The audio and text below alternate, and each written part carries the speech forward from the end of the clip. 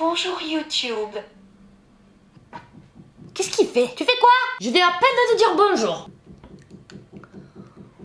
Il est en train de monter un meuble Ikea. Putain, c'est bien qu'il y avait le confinement, c'était fermé Ikea. Vous pouvez pas faire le bricolage, vous pouvez pas. Je crois qu'on va y arriver. Qu'est-ce que je fais? Mais j'ai des choses à dire en fait. J'ai plein de choses à dire. Qu'est-ce qu'il fait? Je vais me poser un petit peu et me calmer pour parler de cette fameuse chirurgie que on dirait tout le monde fait de nos jours, l'opération de l'augmentation mammaire. Je l'ai faite. Je suis une coquine. Pourquoi je veux parler de ce sujet? Parce que quand j'ai parlé du fait que j'avais refait ma poitrine, j'ai reçu plein de messages, plein de questions en fait. Je me suis dit je vais faire une vidéo, je vais répondre à toutes les questions. Dans cette vidéo, je vais parler un petit peu de toute l'évolution, du moment où on commence à penser à avoir envie de faire cette opération jusqu'à après l'opération. Je vais vous raconter moi mon expérience, l'expérience d'autres filles que je connais, de tout ce qu'il y a à savoir avant de faire cette putain d'opération. De la prévention, sur les risques, comment se passe l'opération, les prix, les préparations, la motivation à faire cette opération, l'anesthésie, la cicatrisation, le résultat, etc., etc. Dans un premier temps, j'aimerais parler de la motivation à faire cette opération parce que c'est une opération, d'accord? Lourde, avec une anesthésie générale assez lourde. C'est pas un jeu, on joue pas à se faire endormir. C'est important d'en parler parce que je me suis rendu compte, avec les questions qu'on m'a posées, avec les discussions que j'ai eues avec certaines filles, qu'elles sont pas conscientes de ce que ça représente de faire une opération d'augmentation mammaire. Je vais parler de ça parce que je l'ai entendu plein de fois. Et je trouve ça aberrant. Apparemment, c'est pas logique pour tout le monde. Il faut savoir que cette opération, c'est pas une fois dans ta vie si tu l'as fait. Si tu te fais une augmentation mammaire, à part si tu le fais à 80 balais, mais je pense pas que tu vas le faire à 80 balais, hein. Tu fais ça à 20, 25 ou 30 ans, entre tous les 8, 15 ans, il va falloir les changer ces prothèses. Tu vas te faire réopérer. Ce sera la même opération tout aussi lourde. Déjà, ça, dans un premier temps, faut le comprendre. C'est une opération lourde qui fait mal, qui t'immobilise un petit moment. Bref, je dis juste que au niveau de la motivation de faire cette opération, il faut avoir un gros complexe. Je parle pas de restructuration, je parle pas de reconstruction à la suite d'une maladie, d'un cancer ou autre. Je parle vraiment sur le plan esthétique. Chacun fait les choix qu'il fait. Je l'ai fait, donc je juge pas, bien évidemment. Mais il faut prendre en considération tous les risques et tous les facteurs qui sont liés à ça et toutes les conséquences que ça va engendrer. Et sur le court terme, moyen et le long terme. Pour moi, si tu as un petit complexe de ta poitrine, quel qu'il soit, parce qu'elle est petite, tu as pas une jolie morphologie à ton goût, tu la trouves un peu déformée, peu importe les raisons. Tu as un petit complexe, crois-moi que tu veux pas la faire cette opération. Parce que ça fait mal et que c'est lourd et dangereux, ok? Moi je dis juste, c'est mon avis, que si tu te refais la poitrine, c'est que tu as un vrai complexe. C'est que ce complexe, tu ne peux plus vivre avec. Tu es sur le point de faire une dépression ou tu es en dépression. Moi avant de le faire, je chialais ma race. J'étais vraiment complexée. Dans ce cas de figure, quand on a un réel complexe qui est vraiment puissant, moi je dis rien. Parce que avec un complexe comme ça, tu n'arrives plus à vivre. Il faut juste être conscient des risques qu'on prend et après on fait ce qu'on veut. En revanche, il faut être conscient que si on a un petit complexe, qu'on se dit oh j'aimerais avoir un tout petit peu plus de tétés, non, ne le fais pas. Il y a des cicatrices, il y a des opérations ratées, il y a des résultats très moches. Pour moi, la partie psychologique, la partie motivation, c'est vraiment le plus important dans toute l'histoire que je vais raconter là. C'est le fait de passer à l'acte, ça va te suivre toute ta vie. C'est-à-dire qu'un jour d'opération, ça va avoir des conséquences tous les jours jusqu'à ce que tu les fasses enlever ou jusqu'à la fin de ta vie. Mesurez bien les conséquences. Si vous faites cette opération, ça veut dire que vous faites un sacrifice sur autre chose dans votre vie parce que votre complexe est plus gros que de faire ce sacrifice. Le sacrifice, c'est de se dire ok, j'ai 25 ans, admettons. Je fais l'opération. Ça se passe très bien. Je suis contente du résultat. Et puis bim, j'ai un problème qui est pas lié à l'opération. Autre chose. Que ce soit moral, que ce soit une maladie, que ce soit un cancer. J'ai un autre problème qui me fatigue énormément. Qui fait qu'il y a des conséquences sur mon corps, sur mon psychique. Mais je sais que voilà, dans 10 ans, il faut que je repasse sur le billard pour les faire changer ces prothèses. Une anesthésie générale, c'est lourd. Ça fatigue le ciboulot quand même. C'est dur de se dire je vais me faire endormir pendant 2-3 heures alors que je suis déjà pas bien. Je sais, on n'y pense pas en amont. Mais il faudrait y penser. Alors pourquoi on change les prothèses? Parce que ça s'use du verbe user comme des roues de voiture. On fait des échographies. On évite les mammographies dans la plupart des cas. Enfin, autour de moi, c'est comme ça. J'ai pas envie de me faire éclater les prothèses parce que malheureusement, il y a des gens qui sont pas très doux et qui font des bêtises. On est tous des êtres humains, on les excusera. Échographie, on regarde où ça en est. Si la prothèse elle est pas trop usée, le moment où la prothèse est trop usée, on prévoit l'opération, on change les prothèses, on en met des neuves et ainsi de suite. Donc tu sais pas combien de fois dans ta vie tu vas devoir les changer, ce qui veut dire que tu ne sais pas combien de fois tu vas te faire opérer. Je suis typiquement l'exemple. Je me suis fait opérer il y a 6 ans et je viens de me faire réopérer il y a 3 mois. 6 ans, c'est pas beaucoup. Croyez-moi qu'il y a 6 ans, quand je l'ai fait, jamais je me serais dit je vais me refaire opérer dans 6 ans. Absolument pas. Bref, s'il vous plaît, suivez, réfléchissez bien, écoutez tout ce que je vais vous raconter, regardez d'autres vidéos d'autres femmes, des témoignages et prenez votre décision en pleine conscience avec vous-même. Alors maintenant on va parler du prix, ou plutôt des prix. Évidemment, chaque chirurgien n'a pas les mêmes prix et il faut savoir aussi qu'il y a les prix du privé et les prix du public. Il y a aussi l'hôpital qui peut faire des opérations de chirurgie esthétique et évidemment ça coûte beaucoup moins cher. Je pense que c'est pas dans toutes les villes que ça se fait, en tout cas à Marseille, pour ceux qui sont de Marseille ou des alentours, c'est à la Conception. Franchement les opérations, de tout ce que j'ai entendu et ce que j'ai pu voir de mes propres yeux aussi, ça s'est très bien passé, résultat très bien. J'ai pas le prix exact mais je crois que il y a 6 ans, parce que donc j'ai une amie qui s'est fait opérer en même temps que moi, mais là-bas je crois qu'elle avait payé genre 1800 €, ce qui n'est rien. Donc voilà, quand on a un petit budget, l'hôpital ça peut être une solution selon où vous habitez. Le privé, donc ce sont les chirurgiens dans leur cabinet avec leur secrétaire. Si je dis pas de conneries, j'ai vu 4 chirurgiens. Je pouvais aller à la Conception payer moins cher, mais faut pas oublier que du coup à l'hôpital les rendez-vous sont beaucoup plus longs. Moi j'avais un créneau, c'était cette période, je pouvais pas attendre, il fallait que je fasse l'opération à ce moment-là. Bref, il faut savoir que d'abord on paye la consultation. À l'époque c'était entre 70 et 100 € la consultation. J'ai mis pratiquement 400 € juste pour les consultations. Pour choisir mon chirurgien, j'ai choisi le dernier que j'ai vu en fait parce que j'ai eu confiance et parce qu'en plus il me proposait des dates là où moi je voulais poser. Par-dessus le marché, c'était le moins cher des 4000 €. Il y a ce truc aussi à avoir avec votre chirurgien, on le sait, bon bref. Donc voilà, pour l'opération totale, moi de ce que j'ai vu dans le privé, ça allait de 4000 à 6000 €. Dedans, on a quoi? On a les honoraires du chirurgien, le mien je crois que c'était 2400. La clinique, parce que du coup on ne va pas en hôpital, on va en clinique privée, donc tu payes. L'anesthésiste, 400 €. La paire de prothèses, 560 €. Qu'est-ce qu'on rigole. Ouais, la paire de prothèses elle est pas chère en soi, il faut bien rémunérer tout le petit bordel quoi. Maintenant, on va parler de la réflexion. Ça y est, vous êtes en rendez-vous avec votre chirurgien, vous avez trouvé votre chirurgien. Donc le chirurgien, ce qu'il peut faire, c'est faire une simulation virtuelle avec votre buste, avec ce que ça pourrait donner. Vous verrez jamais le résultat que vous aurez vraiment à la fin. Prenez le temps de réfléchir, posez les questions. Un bon chirurgien, il va vous expliquer toutes les étapes. Il va vous rassurer, il va vous demander si vous êtes sûr de vouloir faire cette opération. Il va vous laisser un temps de réflexion aussi, ou en tout cas il va vous le proposer. Et puis il va aussi vous faire essayer différents volumes pour que vous puissiez faire un choix par rapport à la taille. Alors attention à ça parce que eux, ils parlent en grammes je crois. Je sais pas si c'est le cas pour tous en vrai, mais en tout cas le mien, il m'avait mis... Attends. Il m'avait mis 85C. Je te montrerai là. Tu vois là 85C. J'avais un 85D. C'est pas pareil. Il vous met les volumes, vous choisissez par rapport à ça. Et vu que c'est pas toujours évident pour tout le monde de choisir, de prendre une décision sur le moment, prenez le temps. Ne prenez pas de décision trop rapidement. Ok, c'est bon, c'est parti. On programme l'opération. On est tout content et tout. On a signé le devis. On va payer 4000 €. La cicatrice va vous donner un truc avec ce petit dessin là. Donc la cicatrice, elle peut être en dessous du sein, sur le mamelon ici ou sous l'aisselle. Quand je suis allée dans la dynamique de me faire refaire la poitrine, pour moi, je voulais le faire sous l'aisselle parce que pour moi, c'était là où on le voyait le moins. Au pire, sur le mamelon. Certainement pas en dessous.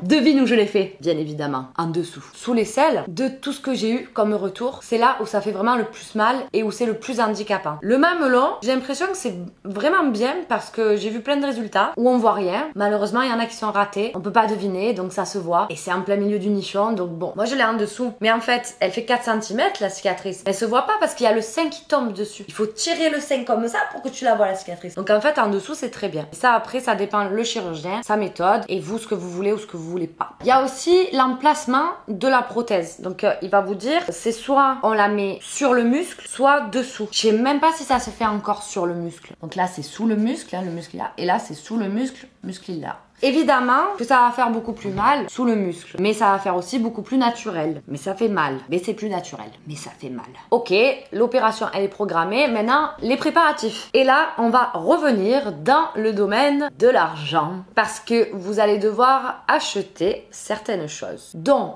un soutien-gorge de contention et le bandeau, je sais pas comment ça s'appelle. Donc le soutien-gorge de contention, il sent bon, ça sent bon ma lessive. Ça ressemble à ça, donc je pense que vous devez voir à quoi ça ressemble. C'est ce truc-là qu'on accroche ici au milieu, tac. C'est bien aussi pour la suite, pour faire du sport, à skip, on nous dit ça quand on l'achète. Hein.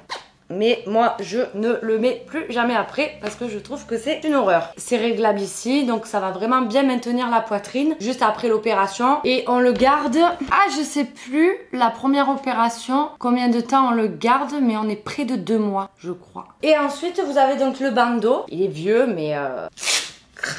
Le bandeau, pas tous les chirurgiens l'utilisent. Hein. J'avoue que moi, je préfère quand même l'utiliser. Que vous allez mettre comme ça. Et hop, qu'on va serrer. Comme ça. Et en fait, ça va appuyer sur les nichons pour éviter que la prothèse, elle remonte. Donc, pourquoi on met tout ça? Le soutien-gorge. Parce que il va monter les seins comme ça. Il va les maintenir comme ça, serrés contre votre buste. Parce qu'il faut que la matière de la prothèse, elle adhère à l'intérieur de votre corps. Je vous la fais gros, hein. J'ai pas les termes techniques. Mais il faut qu'elle soit fixée pour que ça bouge plus trop, quoi. Et le bandeau pour appuyer sur la prothèse ici et pour éviter que ça remonte. Parce que oui, si vous mettez pas ce bandeau, il est possible que les prothèses, elles remontent. C'est pas joli, hein. Donc, cette chose sympathique. Je l'ai payé 63 €. Qu'est-ce qu'il m'avait mis lui? Il a écrit à l'envers ou quoi? 59. Alors le premier j'avais dû le payer ça 59 €. Le bandeau blanc 45 €. 85 € les deux, voilà. Donc allez, 85 € de plus à sortir. Bim bam boum, c'est la fête. Mais c'est pas fini la fête. Parce que vous allez avoir donc une ordonnance avec les trucs que vous devez prendre pour après l'opération. Donc crème, pansement, savon, compresse, lotion asséchante. Avec compresse stérile, si suintement. Tu vois, tu fais ces opérations, mais tu sais que ça peut t'arriver, mais tu...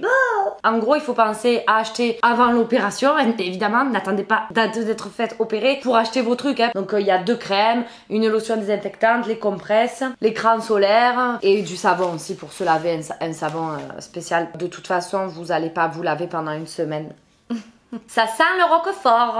Oui, vous pouvez vous laver le bas du corps, bien évidemment, mais on en parle après.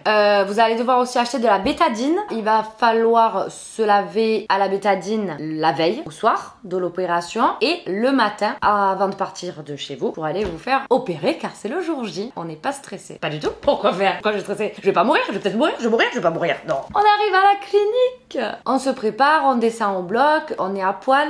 Le chirurgien, il dessine avec un feutre bleu sur votre corps en écrivant des chiffres là. Et ensuite, il y a l'anesthésiste qui vient vous voir.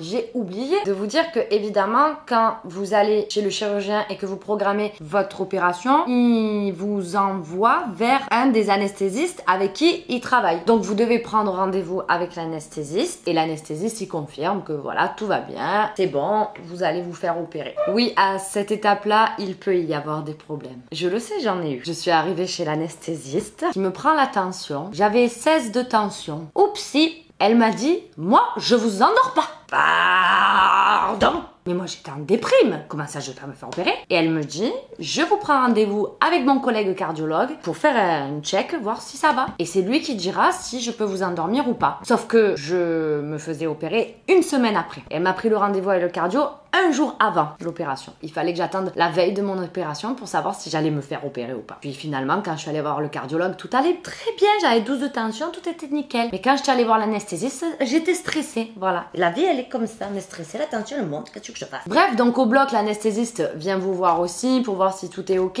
Là, on est parti pour aller se faire endormir. Et j'aime vraiment pas ce moment. J'aime vraiment pas ce moment parce que avant de descendre de la chambre jusqu'à être allongé dans le bloc avant de se faire endormir, le stress qui monte, la tension qui monte. Bref, donc ce qui est important de savoir pour l'anesthésie, c'est que on enlève les ongles ou au moins 1 ou 2 quoi. Pourquoi? Parce que les réactions par rapport aux réactions du corps par rapport à l'anesthésie, on le voit dans les ongles. Les ongles des pieds, c'est un peu moins efficace. On évite d'avoir les ongles de pupute. Pour ce qui concerne vraiment l'anesthésie, donc il faut pas avoir fumé jusqu'à 12 heures avant et pas manger jusqu'à 10 heures avant. Le matin, moi j'ai eu le droit de boire jusqu'à 2 heures avant l'opération un café ou un thé ou de l'eau. Après 2 heures avant, plus rien, finito. Je pense que je vais faire une vidéo sur la dernière opération que j'ai subie, ce sera plus simple pour raconter les anecdotes. Et vous vous réveillez dans la salle de réveil. Bon, le réveil est plus ou moins difficile selon les personnes, donc je vais pas m'étaler là-dessus.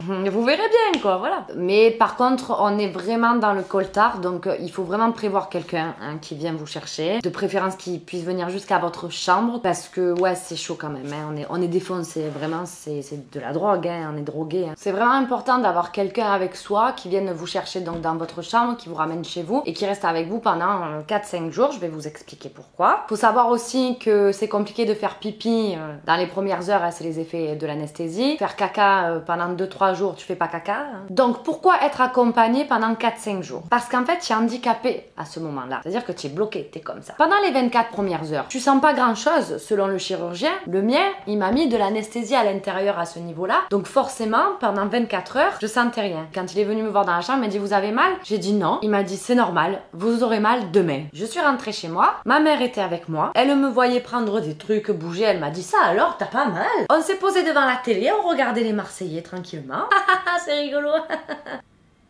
Quoi? Qu'est-ce qu'il y a? Tu as mal? Mal?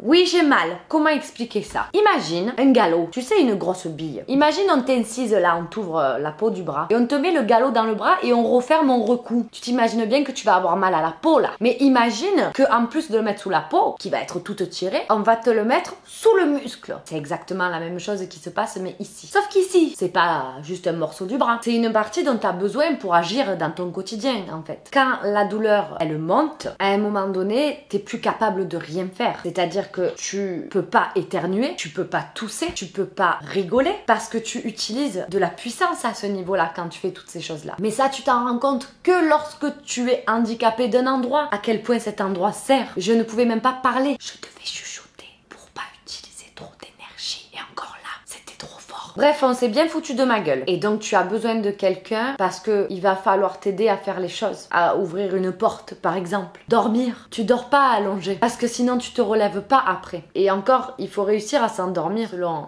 la douleur. Te réveiller très très tôt le matin parce que t'as mal. Et pour te relever, parce que tu dors pas complètement assis comme ça non plus, hein, t'es toujours un peu allongé. Et rien que de faire ça, c'est très difficile, ça fait mal. Donc c'est bien d'avoir quelqu'un avec soi qui t'aide à te relever. Moi ça j'ai pas eu, hein, je me suis démerdée mais j'ai eu mal quand même. Hein. La douleur intense comme ça, pour ma part, elle a duré 4 jours. Donc 4 jours en enlevant les 24 premières heures où j'ai pas eu mal. Hein. Après les 5 jours j'avais encore mal, mais beaucoup moins. J'ai oublié de dire aussi dans les achats, il y a aussi du coup les médocs. Hein. Moi je crois que j'avais l'amaline. Je saurais pas dire si ça fait vraiment un effet ou pas, hein, mais bon. Il faut savoir aussi que tu as les abdos qui gonflent, tout le ventre. Donc tu as un gros ventre de femme enceinte parce qu'il y a tout qui gonfle. On te traficote tout là, hein, donc... Ah, et par rapport à la douleur aussi, le fait de pas tousser, éternuer, etc. Du coup, je conseille plutôt de faire l'opération dans des périodes mi-chaudes. Moi, je l'avais fait en mai et là, cette année en juin. C'était très bien parce que s'il fait froid, d'après moi, mauvais délire. Quand t'as froid, t'as des frissons, tu te crispes et je pense que ça doit faire très mal. Ensuite, pour la cicatrisation, donc on sort de l'opération, on a ce soutien-gorge sur nous hein, qui nous a foutu dessus pendant qu'on était complètement endormis, sous anesthésie, pardon. Avec en dessous du soutien-gorge un genre de gros bandeau là, par-dessus les cicatrices, etc. Et tout ça, vous pouvez pas le toucher pendant une semaine. Pas de vraie douche pendant une semaine hein, parce qu'il faut pas qu'il y ait de l'eau qui rentre en contact avec toute cette partie. Au bout d'une semaine, tu retournes voir ton chirurgien qui va t'arracher tous ces trucs là et qui va te désinfecter, vérifier la cicatrice et tu le revois 2 semaines après, je crois. Et à partir de là, tu peux prendre des douches avec les pansements. Et là, c'est à toi donc de faire tes soins, de changer tes pansements, etc. Tu prends ta douche avec les pansements, tu sors de la douche, tu sèches un peu autour, tu enlèves tes pansements, tu prends tes compresses stérilisées avec ton produit désinfectant, tu nettoies, voilà, tu désinfectes. Ensuite, il y a une crème à mettre sur la cicatrice. Il y a encore les points hein, à ce moment-là. Tu remets un pansement et ça tous les jours jusqu'à ce que tu retournes le voir. Là, il n'y a pas de bain, pas de plage, pas je sais pas quoi, faut éviter. Enfin, le soleil aussi, il faut faire gaffe quoi, parce que le pansement, ça suffit pas forcément à cacher la cicatrice. Donc en général, les crèmes, c'est des crèmes qui sont aussi pour écran solaire quoi, donc 50. Ça protège, mais bon, il faut mettre un truc par-dessus, un t-shirt ou un pareo pour pas que le soleil passe à travers parce que si jamais la cicatrice elle prend le soleil quand c'est pas encore cicatrisé, ça fonce, ça peut devenir très foncé et après ça part plus du tout. Pendant les 2 premières années, il faut faire attention au soleil à ça. Toujours mettre de l'écran 50, toujours bien protégé avec quelque chose dessus pour pas que le soleil il tape dessus. Parce que pendant 2 ans, tu peux niquer tes cicatrices à cause de ça. Réfléchis bien. Hein. Après 2 semaines après, bon il va t'enlever les points. Tu as un autre rendez-vous encore 1 mois après, je crois. Après je crois que tu as plus besoin des pansements, etc. Moi j'ai continué à mettre la crème pendant... Je la mets encore là. de temps en temps et ça fait 3 mois, donc voilà, c'est bien de mettre la crème parce que ça permet quand même à la cicatrice de bien cicatriser, etc. On va rester sur la cicatrisation. Donc ça, c'est une question que j'ai eue sur la cigarette. Est-ce que c'est vrai qu'on doit arrêter de fumer un mois avant l'opération? Alors déjà, si on parle d'arrêter la cigarette, c'est d'une part par rapport à l'anesthésie et aussi par rapport à la cicatrisation. L'anesthésie, comme je vous ai dit, c'était 12 heures avant. Le mieux pour une opération comme ça, avec une anesthésie comme ça, c'est d'arrêter de fumer 2 semaines avant. Oui, pour un fumeur, c'est difficile. Bah oui, sinon c'est pas rigolo quoi. Et la même chose pour après l'opération. Si on peut ne pas fumer pendant les 2 premières semaines, pendant la cicatrisation, c'est mieux parce que si tu fumes, il peut y avoir des risques en fait sur la cicatrisation, ça cicatrise moins vite, ça peut s'infecter un peu, sointer, faire des nécroses, des trucs comme ça, c'est pas rigolo quoi. J'ai remarqué que c'est quand même beaucoup par rapport aux gens, à la manière dont les gens ils cicatrisent. Moi je cicatrise vite et bien, donc j'ai fumé après la première opération et après la deuxième. Alors pas le jour même pour la première parce que j'étais à l'hôpital, je suis pas sortie et tout. Mais la deuxième, j'étais en ambulatoire, je suis sortie de suite et le soir, j'ai un peu fumé. J'ai dû fumer une cigarette. J'ai fumé après quand même. Ah, il y a aussi un truc, c'est le chirurgien. Alors, il y a 6 ans, sur ma première opération en tout cas, il m'avait donné une carte sur laquelle il y avait mes prothèses, la marque et le volume de grammes qu'il y avait dans ma poitrine. Et il me l'a pas donné là. Et évidemment, j'ai oublié de lui demander. Parce qu'il m'avait dit, il faut l'avoir sur vous, il y a 6 ans. Que si jamais vous arrive un truc, vous tombez dans les pommes dans la rue, etc., on fouille vos affaires, on voit que vous avez ça. Pour les massages cardiaque, les trucs, bon, on va toucher du bois, mais voilà quoi. Donc apparemment c'est important d'avoir ça et je ne l'ai pas actuellement. Mais bon, je pense que je suis pas la seule. Ensuite, le résultat, ne vous affolez pas parce que le résultat ne sera pas visible tout de suite, comme toute opération. Ça dépend des gens, de la cicatrisation, du temps que la peau et le muscle ils vont prendre pour se détendre. Moi je crois que c'était au bout d'1 an que j'ai vu quelque chose qui a plus bougé, plus trop en tout cas après. La peau elle continue toujours de se détendre, ça retombe un peu. On est des êtres humains donc ça tombe au bout d'un moment, même si tu les refais tes nichons ça tombe, c'est de la peau. Mais ouais je crois que c'est au bout d'1 an, bien 1 an que t'as vraiment le résultat définitif. Mais au bout de 6 mois c'est cool et au bout de 3 mois ça c'est quand même, ça a pris sa place. Mais c'est vrai qu'au début faut pas s'affoler. Le nichon il est comme ça, comme si tu avais mis un galop dans ton bras. Bon le galop après il reste dur. La prothèse elle est quand même souple, molle, donc au bout d'un moment ça devient tout mou quoi. C'est comme si c'était les tiennes, tu sens plus juste que tu as quelque chose dedans. Par contre au début, les premières semaines, il peut y avoir des sensations de gêne, comme si on avait des bulles d'air ou d'eau dans les nichons. Tu sens plein de choses qui se passent dans ton corps, il faut pas s'affoler. Si tu sens comme des bulles d'air, des bulles d'eau à des endroits, tout va bien. Alors les questions que j'avais eues sur les répercussions, est-ce que ça fait mal après l'opération?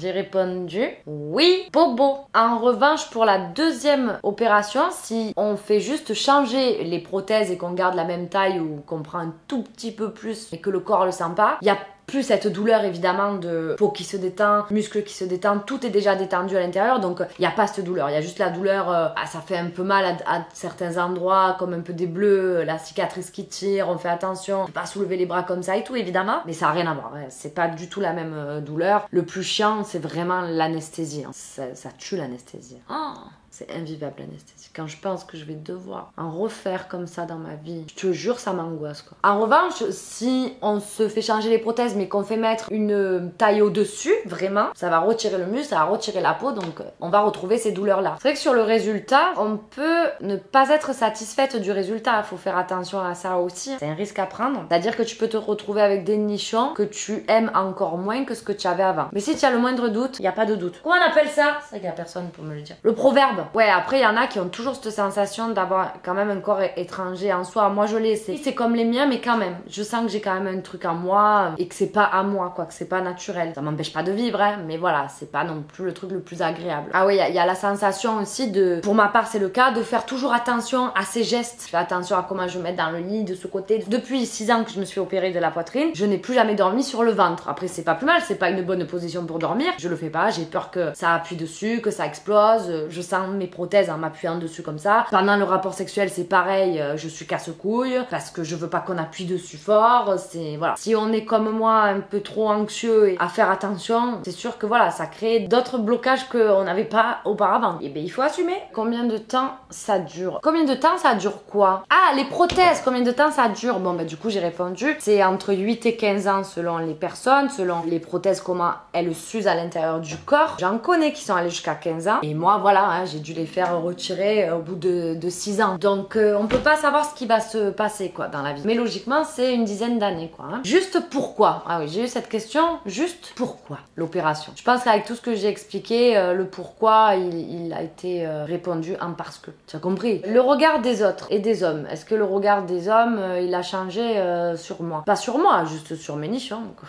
En fait, avoir un décolleté, c'est joli. Esthétiquement, visuellement, c'est joli. Tu mets un beau décolleté, c'est normal qu'on te regarde. Enfin, c'est joli. Après, il y a des regards sympas et il y a des regards dégueulasses, quoi. La répercussion psychologique, positive ou négative sur le moral. Forcément, pour ma part, j'étais tellement complexée, tellement pas bien. C'était une renaissance. J'ai rené. Comment on dit? Comment on dit j'ai rené? J'ai revécu à partir du moment où j'ai eu mes nouveaux tétés parce que c'était une nouvelle vie. Je me suis sentie en harmonie avec mon corps d'un coup. Moi, c'était une question de morphologie, c'était pas une question de volume de sein, parce que petit sein, j'adore, je trouve ça trop beau, comme petite bouche d'ailleurs, hein, malgré la mode. Ce qui me dérangeait sur mon corps, c'était l'harmonie qui n'existait pas. Le ventre rond de bébé, des bonnes cuisses, des bons bras, large d'en haut, plus fine en bas, taillé en V, torse d'homme quoi. J'aurais été fine, maigrichonne, petit sein, j'aurais pas refait par exemple. La psychologie, pour ma part, ça a été ça quoi. Si ton résultat il est dégueulasse et que tu es pas contente parce qu'en fait ton complexe n'était pas si important que ça et tu regrettes les anciens, là tu vas avoir un retour psychologique négatif. Mauvais délire quoi. Donc on réfléchit s'il vous plaît. Est-ce qu'on doit arrêter de fumer un mois avant? Bon voilà, j'y ai répondu. Est-ce qu'on sent la prothèse quand on la touche? Par endroit oui, mais il faut bien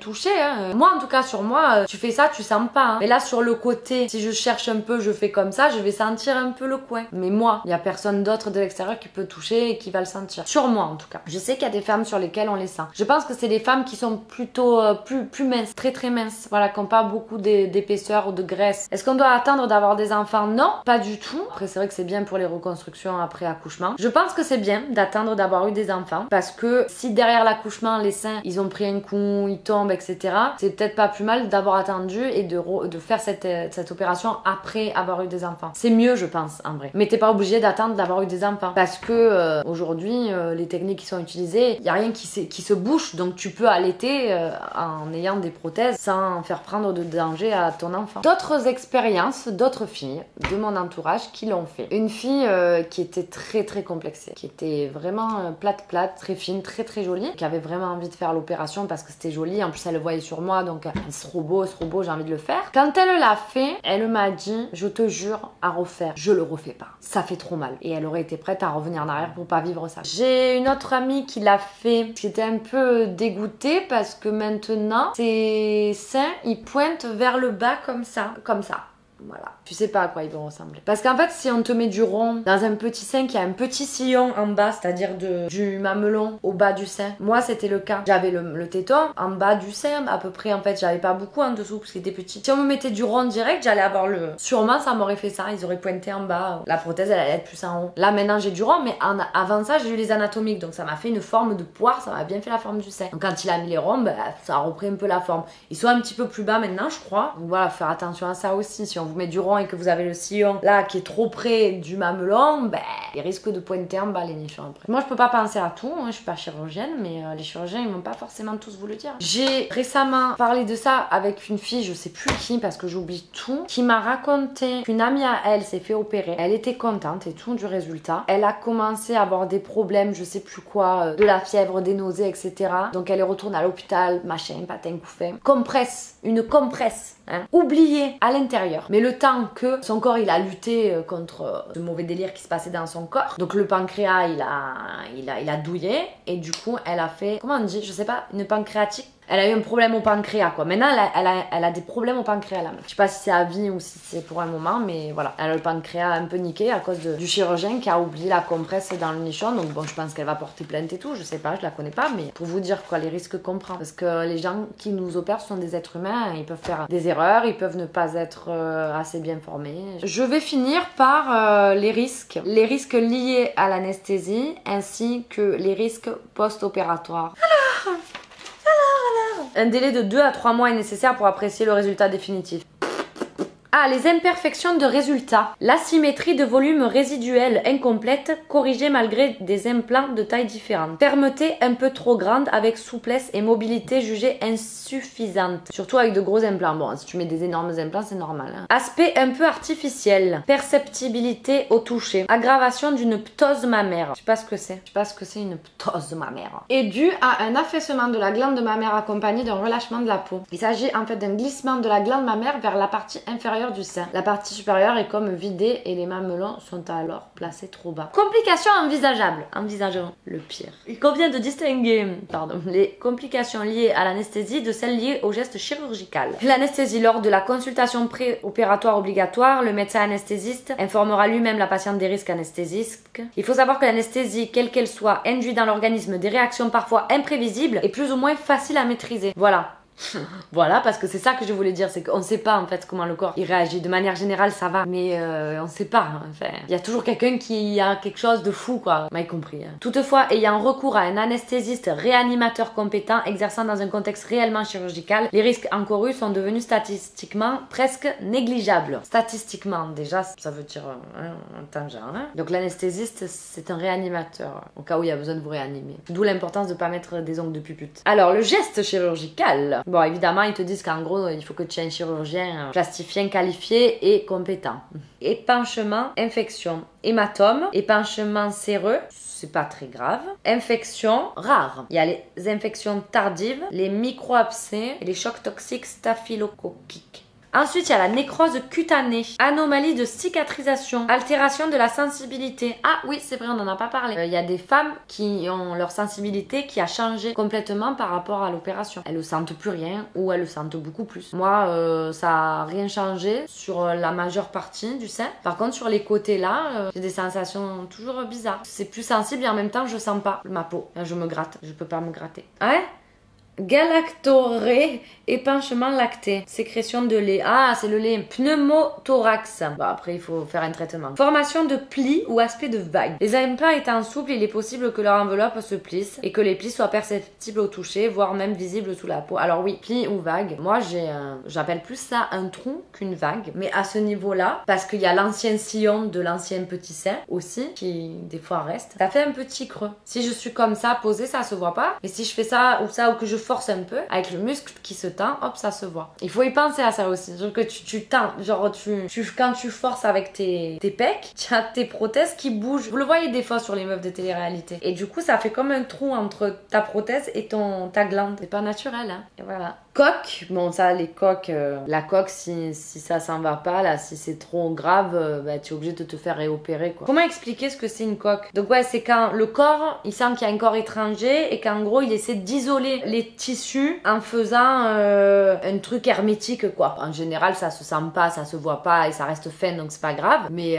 ça peut grossir et quand ça grossit après ça fait des coques. Rupture. Bon il y a plusieurs sortes de ruptures hein. Bon il y a les accidents malheureusement, les accidents quels qu'ils soient ils peuvent provoquer des ruptures importantes. Le corps aussi, il peut dégrader la prothèse rapidement comme il m'a fait moi. Donc ça perce la prothèse. C'est mieux de le faire avec de faire les... Bon, il y a plus que ça je crois maintenant en vrai. Les prothèses en gel silicone parce que le gel, il est contenu à l'intérieur, il est compact donc en général même si la prothèse elle est percée, coulera pas quoi. C'est très rare que ça coule parce que c'est du gel, c'est compact. Voilà, le silicone il est compact. Alors que les sérums ou l'hydrogel, je pense que ça peut couler. Oui, ça coule, il se dégonfle le sein. Après même avec le silicone, s'il y a accident et il y a un choc, un gros choc, le silicone va être explosé dedans. Donc là, c'est dangereux. Malposition, un mauvais positionnement ou déplacement secondaire des implants affectant alors la forme de la poitrine peut parfois justifier une correction chirurgicale. Ah oui, si vous avez des formes anatomiques ou même rondes mais que le sein il se déplace, forcément, le rond il peut tourner sur lui-même, c'est pas grave. Mais l'anatomique c'est une forme de poire, donc s'il tourne...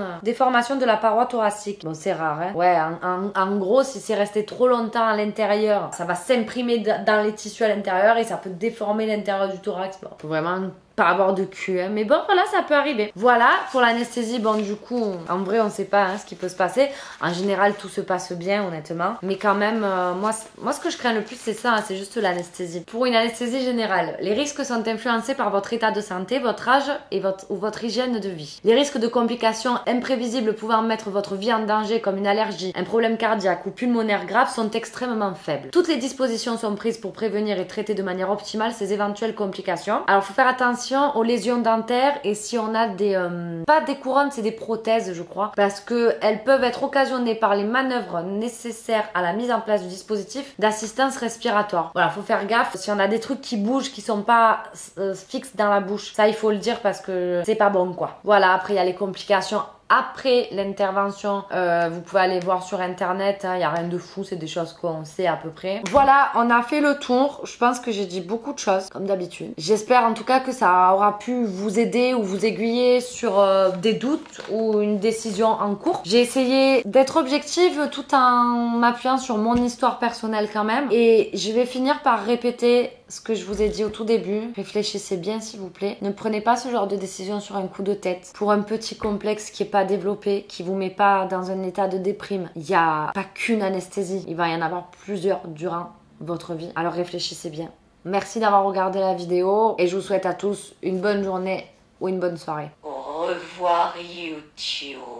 Ah non, oh, l'âme frère. Au revoir YouTube.